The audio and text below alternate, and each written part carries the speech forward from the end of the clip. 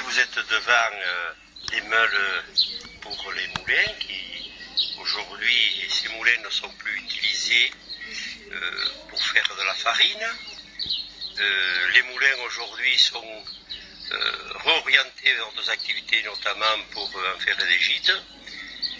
Et alors, cette meule, l'une, servait pour faire la farine de blé, de maïs, voire de sarrasin ou de millet à l'époque. Quant à l'autre, eh bien, elle était utilisée pour broyer des noix et pour faire de l'huile de noix, tout simplement.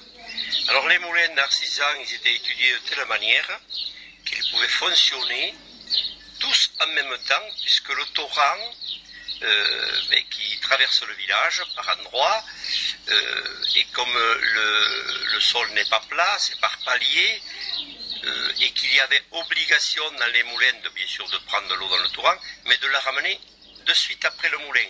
Ce qui revient à dire que la même eau pouvait être utilisée pour tous les moulins. Et ça permettait tout simplement de ne pas bloquer certains qui attendaient d'avoir de l'eau.